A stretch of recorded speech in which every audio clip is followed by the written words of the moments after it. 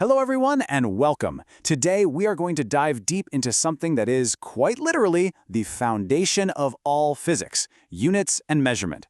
Now I know, it might sound a little dry, right? But trust me on this, getting this stuff right is the secret key to unlocking everything else we're going to study. So let's get into it. Have you ever tried to explain a perfect cover drive to a friend who knows absolutely nothing about cricket?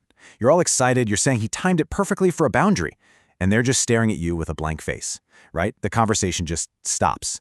That's because you're not speaking the same language. The words you're using have no meaning to them. Well, believe it or not, physics is exactly the same. To describe how the universe works, from the tiniest little atom to a massive galaxy, we all need to agree on what we're talking about. We need a common language, and that language is built on units and measurements. So let's get into our first section, why we need units. This really is the foundation. Because, before we had this common language, the world of science was, to put it nicely, a complete and utter mess. Imagine brilliant scientists trying to share their discoveries, but nobody could agree on what anything actually meant. And here's a little taste of that chaos. You had different systems all being used at once. There was the CGS system, centimeter gram second. Then you had the British FPS system, foot pound second. And another one, the MKS system, meter kilogram second. It was a total nightmare. A scientist in one country would have to spend ages doing painful conversions just to understand what a scientist in another country had found. It was a huge roadblock to progress. So to fix this mess, the global scientific community finally came together and said, okay, this is just silly. We need one single system that everybody uses. And that gave birth to the System International des Units, or as we all know it, the SI system. This is the gold standard we use all over the world today. The whole idea behind the SI system is built on something called base units. Instead of having a different unit for every single thing we could ever measure, we realized we can build almost everything from just only seven fundamental building blocks. Think of them like the primary colors of physics. And here they are, the magnificent 7. This is basically the alphabet of physics.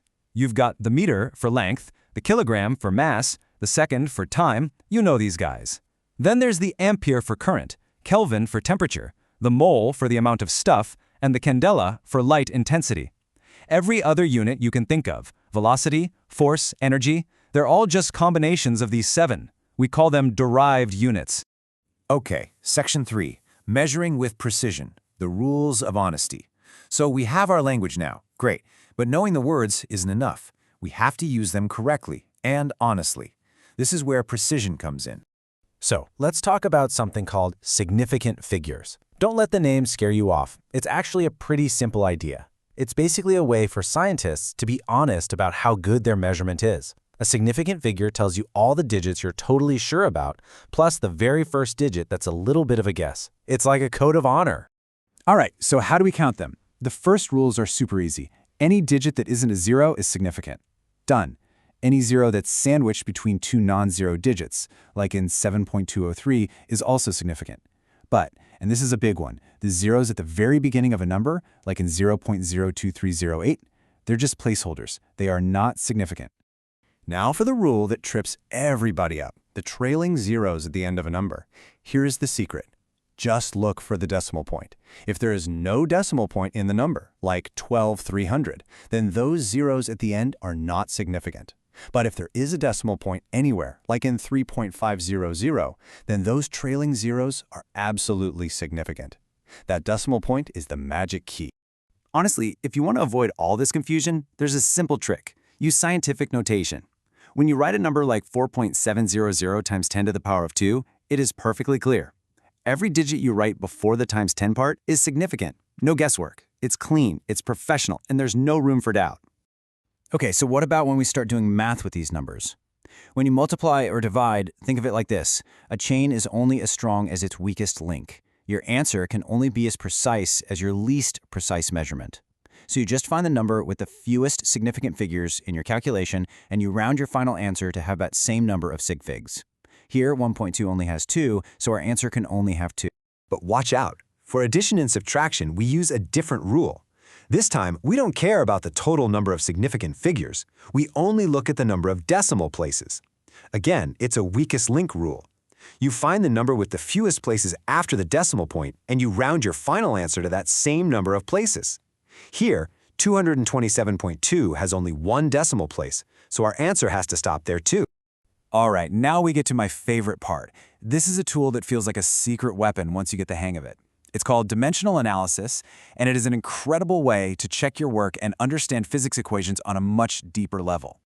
So what are dimensions? No, not like other universes. In physics, a dimension is just the basic type of a quantity. Is it a length? We call that dimension L. Is it a mass? M. A time? T. That's all it is. So for velocity, which is length divided by time, its dimensional formula is simply L over T, or LT to the minus 1. And this leads us to the golden rule, the principle of homogeneity. It sounds fancy, but the idea is super simple. You can't add apples and oranges. In physics, that means you can only add or subtract things that have the exact same dimensions. You can't add a distance to a time. It just wouldn't make any physical sense. So let's put this rule to the test. You've all seen this famous kinematics equation, right? For this equation to be correct, every single piece being added together must have the same dimension. So, does it? Let's check. Let's break it down. The term x is a distance, so its dimension is length, L. X naught is also a distance, so that's L too. Now what about v naught t? Well, velocity is lt minus 1, and time is t.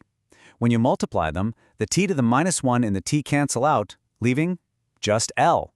How about that? And the last term, half at squared. Numbers like half have no dimension. Acceleration is lt minus 2, and time squared is t squared. Again, the t's cancel out, and we're left with L. Every single term has the dimension of length. The equation is valid. It passes the test. Okay, your turn to analyze. See, checking equations is one thing, but the really amazing part is that you can use this technique to actually derive a formula from scratch. Ready to try? Okay, think about a simple pendulum. We're pretty sure its time period, the time for one full swing, depends on the length of the string, L, the mass of the bob, M, and the acceleration due to gravity, G. But we don't know the exact formula. We're about to figure it out using only dimensions. Now, this slide looks a little intense, but follow me step by step. First, we just assume a relationship. We say the time period t is proportional to length to some power x, gravity to some power y, and mass to some power z. We just need to find x, y, and z. Step 2, we replace everything with its dimension. Time is t, length is L, gravity is lt minus 2, and mass is m. Step 3, we group all the dimensions on the right-hand side. We get m to the power z, L to the power x plus y, and t to the power minus 2y. Now for the magic step. Step 4. The dimensions on both sides must be equal. On the left, we really have m to the 0, L to the 0, and t to the 1. So let's compare exponents. For m, we have z equals 0. For t, we have minus 2y equals 1, which means y equals minus 1/2. For L, we have x plus y equals 0. Since y is minus 1/2, x must be positive 1/2. And there we have it. We just solved it. Z is 0, so mass isn't even in the formula. We get that t is proportional to the square root of L over g.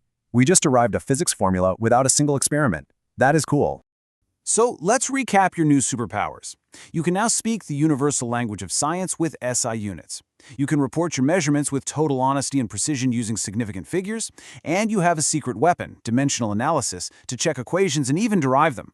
These are absolutely crucial skills. I'll leave you with a final thought to chew on. It turns out that energy and torque, two totally different physical quantities, have the exact same dimensional formula. So if this powerful tool of dimensional analysis sees them as the same, what makes them so fundamentally different in the real world? Something to think about. Thanks for joining me.